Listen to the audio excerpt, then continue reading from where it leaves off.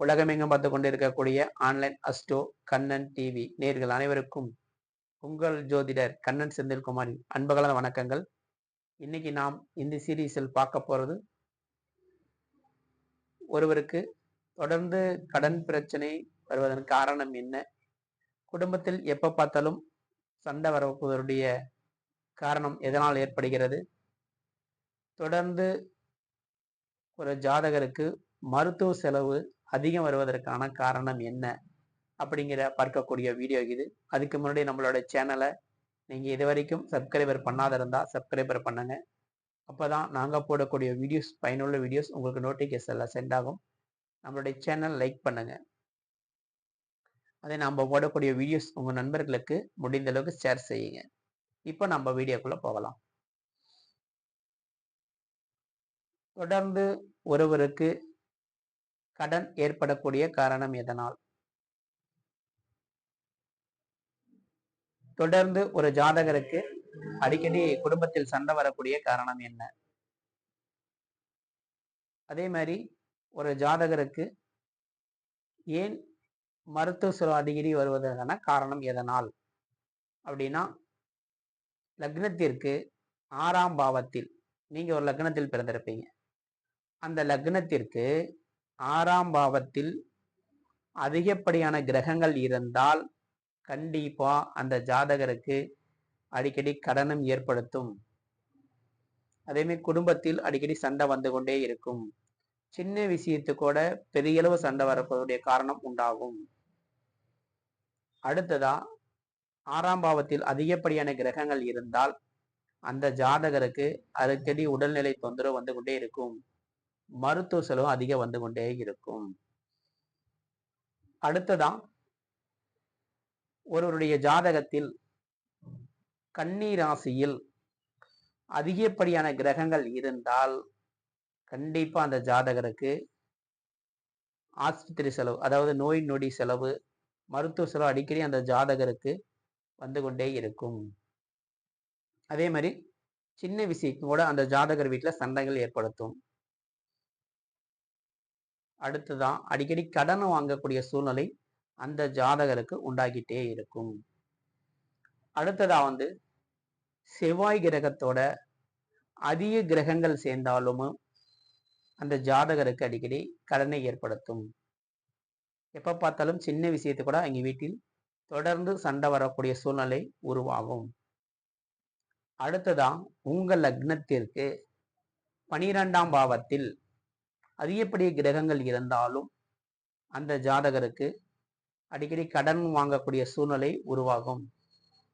அடுத்ததா, அந்த வீட்டில் இருக்கக்கூடிய நபர்களுக்கு கூட நீங்க சம்பாதிச்சு மருத்துவ செலவு பண்ணக்கூடிய சூழ்நிலை அந்த ஜாதகருக்கு உருவாகும்.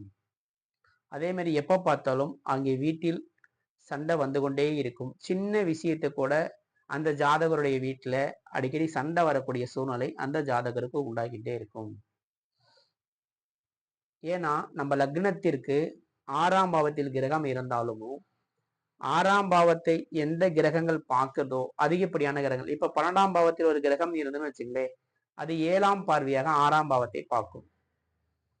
அப்போ அந்த பாவத்தை பார்க்கின்ற பொழுது நிச்சயம் அந்த ஜாதகருக்கு தொடர்ந்து கடன், அடுத்தது மருத்துவ செலவு, அடுத்தது பாத்தீங்கன்னா எப்பொழுதும் குடும்பத்தில் சண்டை ஏற்படக்கூடிய சூழ்நிலை அந்த ஜாதகருக்கு உண்டாக்கிட்டே இருக்கும். சரிங்க சார், இப்ப கிரகங்கள் இருக்கு, நான் அடிக்கடி கடன் வாங்கிட்டே இருக்கேன், அதே மாதிரி நான் மருத்துவ செலவே பண்ணிட்டு இருக்கேன், அதே மாதிரி பாத்தீங்கன்னா எப்ப பார்த்தாலும் எங்க வீட்டுல சண்டை வந்துகிட்டே இருக்கு, இது குறைப்பதற்கு ஏதாவது எளிய பரிகாரம் இருக்குதுன்னா நீங்க என்ன பண்ற கேட்டீங்கன்னா, அடிக்கடி நீங்க மருத்துவ சேவை செஞ்சுக்கிட்டே இருங்க. இப்ப 6ஆம் பாவத்தில் அதிகப்படியான கிரகம் இருந்துச்சுன்னா அந்த கிரகம் என்ன கிரகம்னு வருதுன்னு பாருங்க. அந்த கிரகத்துடைய நம்ம உடல் இருக்கக்கூடிய காரத்துவம் எதுன்னு பார்த்து அதுக்கு உண்டான மாத்திரை மருந்து நீங்க வாங்கி தானமா கொடுங்க. முடிந்த அளவுக்கு கடன் ஏற்படுத்துவதை தடுக்கும், மருத்துவ செலவு குறையும், குடும்பத்தில் சண்டை வராமை தடுக்கும். அப்ப இந்த மாதிரி நீங்க அடிக்கடி இந்த பரிகாரத்தை செய்யுங்க. ஃபார் எக்ஸாம்பிள், ஒருத்தருக்கு வந்து பாத்தீங்கன்னா 6ஆம் பாவத்தில் அதிக கிரகம் சுக்கிரன் இருக்கிறாரு, சந்திரன் இருக்கிறாரு. ஸோ இது வந்து பாத்தீங்கன்னா சந்திரன் சுக்கிரன் இந்த மாதிரி இருக்குகின்ற பொழுது, சுக்கிரன் என்ன, கிட்னியை குறிக்கக்கூடிய கிரகம். அப்போ யாருக்காவது கிட்னி பிரச்சனை உள்ள நபர்களுக்கு, அதேமாதிரி கிட்னி ஸ்டோன்ஸ் இருக்கக்கூடிய நபர்களுக்கு நீங்க அடிக்கடி மருந்து மாத்திரை வாங்கி தானம் கொடுங்க. அல்லது உங்க ஏரியாவில் இருக்கக்கூடிய ஜிஹெச்சுக்கு போங்க. அங்க இருக்கக்கூடிய கிட்னி சம்பந்தமான ப்ராப்ளம் இருக்கக்கூடிய நபர்களுக்கு ஏதோ ஒரு சேவை செய்யுங்க. அப்ப செய்கின்ற பொழுது நிச்சயம் உங்களுக்கு அதனால் சண்டை வராம குறைந்துவிடும். கடன் ஏற்படுத்தக்கூடிய சூழ்நிலை உங்களுக்கு வராது. அப்போ இந்த மாதிரி எளிய பரிகாரம் நீங்க செஞ்சுக்கங்க. யார் ஒருவர் லக்னத்திற்கு 6ஆம் பாவத்தில் அதிகப்படி கிரகம் இருக்கோ, கன்னி ராசியில் அதிகப்படியான கிரகங்கள் இருக்கிறதோ, 12ஆம் பாவத்தில் அதிக கிரகங்கள் இருக்கிறதோ, அப்ப செவ்வாயுடன் அதிக கிரகங்கள் இருந்தாலோ, இந்த மாதிரி உங்க ஜாதகத்தை பார்த்து அழகா நீங்க பரிகாரம் செய்யுங்க. அவ்வாறு செய்கின்ற பொழுது நிச்சயம் இந்த சண்டை பிரச்சனை உங்க வீட்டுல குறையும், மருத்துவ செலவு உங்க வீட்டுல குறையும், கடன் அதிகப்படியா வாங்கக்கூடிய சூழ்நிலை உங்க வீட்டுக்கு ஏற்படாது. ஸோ இந்த எளிய பரிகாரம் செய்யுங்க. நன்றி, வணக்கம். அடுத்த ஒரு ஆன்மீக பதிவில் சந்திக்கிறேன். நம்ம கிட்ட ஜாதகம் பார்க்கணும் மற்றும் திருமண பொருத்தம் பார்க்க வேண்டும் என்றால், வாஸ்து பார்க்க வேண்டும் என்றால், ஸ்கிரீன்ல தெரிய நம்பருக்கு ஃபோன் செய்து அப்பாயின்மெண்ட் எடுத்து நீங்க என்னிடம் பார்த்துக்கொள்ளலாம்.